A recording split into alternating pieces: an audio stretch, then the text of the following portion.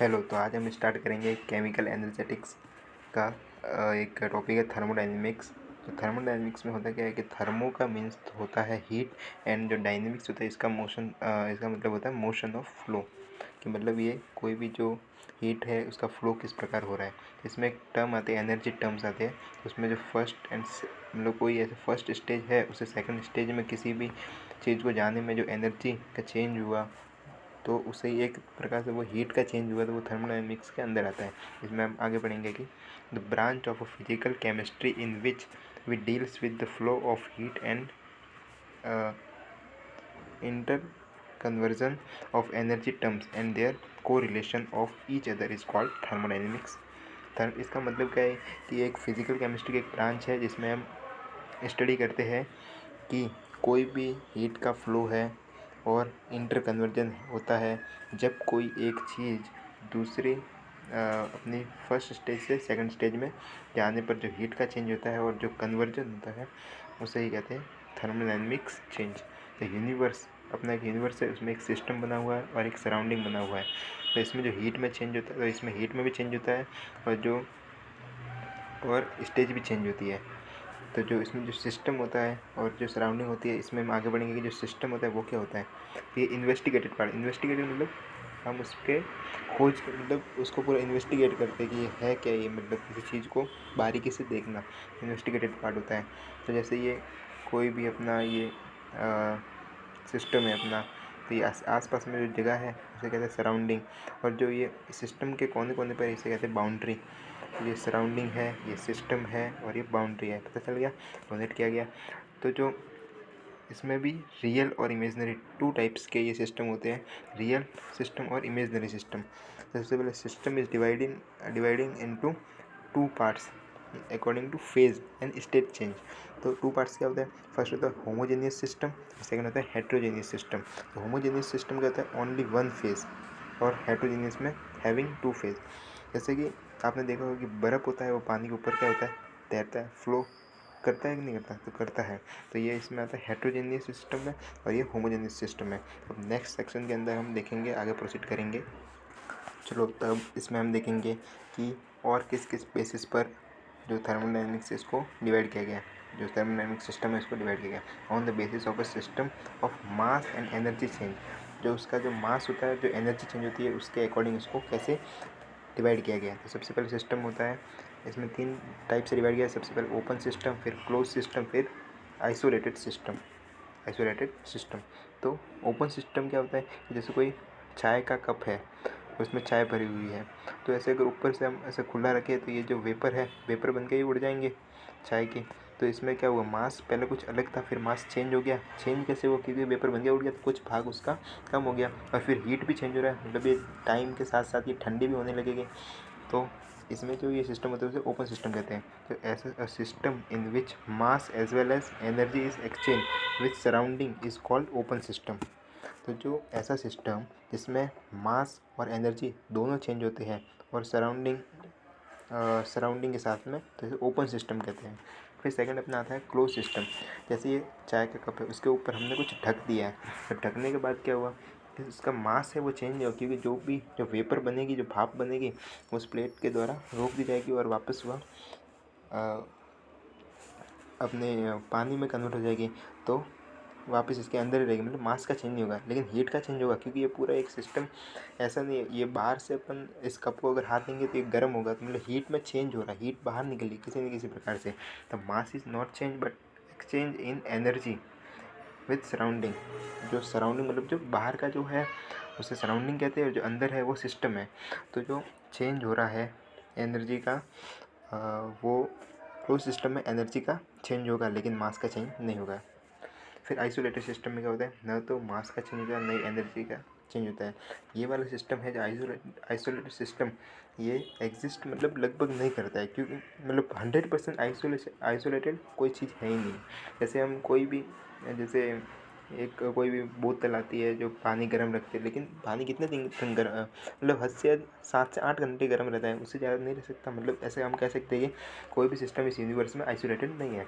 फिर इसमें क्या क्या होता है, mass and energy both not change, दोनों नहीं चेंज होते हैं। तो इन तीनों का समरी क्या है कि जो सिस्टम है उसको 3 भाग में बांटा गया है, open system, close system and isolated system. जो ओपन सिस्टम है उसमें मास भी चेंज होता है और हीट भी चेंज होता है, क्योंकि वो खुला हुआ है तो पूरी वेपर बन के उड़ जाता है।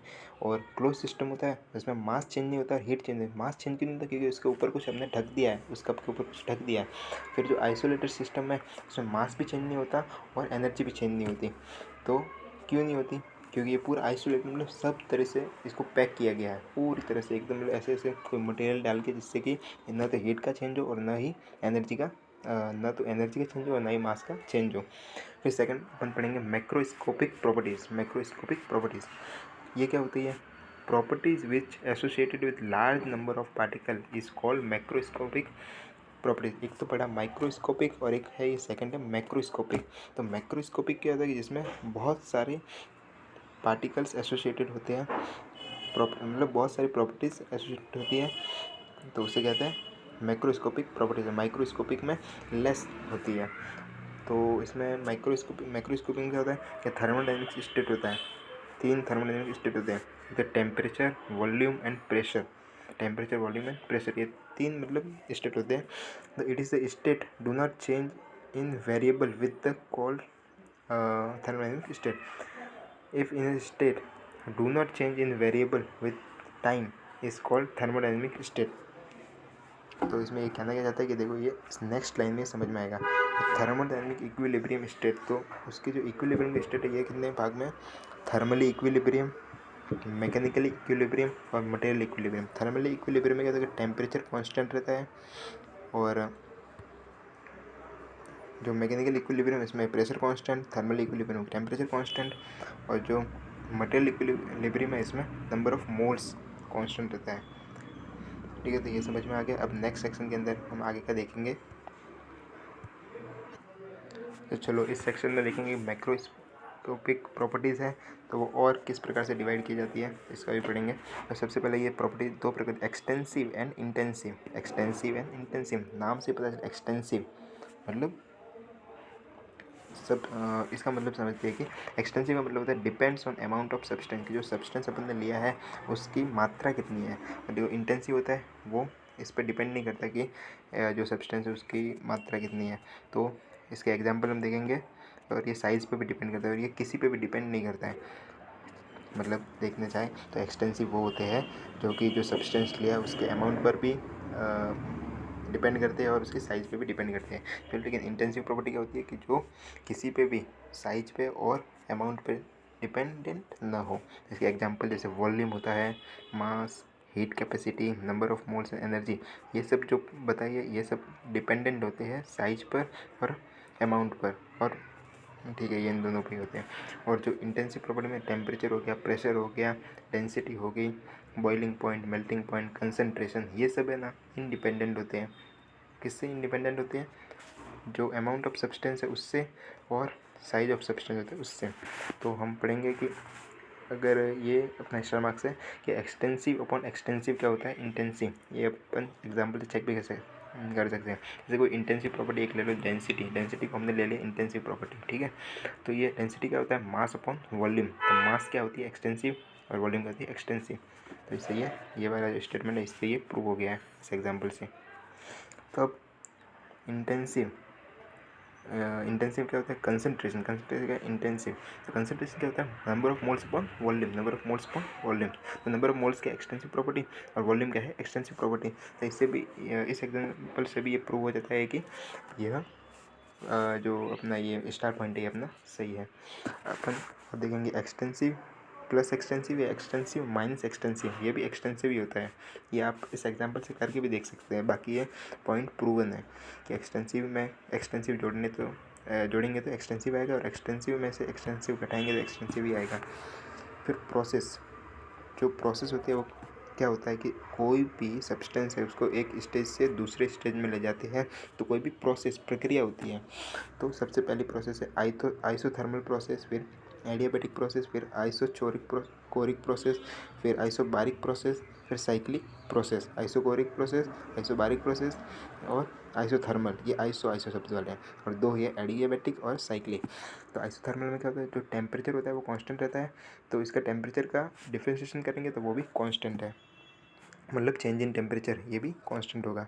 एडियाबैटिक में जो ये उस पर जो चार्ज होगा वो जीरो होता है, और आइसोकोरिक में जो वॉल्यूम होता है वो कांस्टेंट होता है, और डिफरेंशिएशन ऑफ वॉल्यूम भी जीरो होता है। तो आइसोबारिक प्रोसेस में क्या होता है, प्रेशर कांस्टेंट होता है और चेंज इन प्रेशर भी जीरो होता है। और जो साइक्लिक प्रोसेस है इसमें इंटीग्रेशन ऑफ एनर्जी और इंटीग्रेशन ऑफ एंथैल्पी और work done not equals to zero और चार्ज इक्वल्स टू जीरो होता है। तो अब नेक्स्ट सेक्शन के अंदर और हम प्रोसीड करेंगे, लास्ट सेक्शन अब तक बचा है, ये अपना लास्ट सेक्शन, इसमें देखेंगे थर्मोडायनेमिक्स फंक्शन किस प्रकार होते हैं। तो ये दो फंक्शन है, स्टेट फंक्शन और पाथ फंक्शन। स्टेट फंक्शन क्या होता है, डिपेंड ऑन स्टेट, कि उसका स्टेट कौन सा है, इनिशियल एंड फाइनल स्टेट पर ही डिपेंड करता है, जैसे कि delta G, delta H, delta ये डबल बार आगे, delta E, delta T, delta P, delta S, delta we. और पाथ फंक्शन तो डिपेंड्स ऑन पाथ ओनली, सिर्फ पाथ पे डिपेंडेंट हो, जैसे पाथ फंक्शन। और इसमें एग्जांपल है heat, work, heat capacity etcetera. तो अगर आपको ये वीडियो अगर अच्छा लगा हुआ तो इसको शेयर करें, और ये कंप्लीट नोट्स आपके जो थर्मोडायनेमिक्स है उसके बेसिक्स के मिल गए। नेक्स्ट सेक्शन में अपन पढ़ेंगे फर्स्ट लॉ ऑफ थर्मोडायनेमिक्स और उसके आगे प्रोसीड करेंगे। Thanks for watching, and video को शेयर करें, चैनल को सब्सक्राइब करें।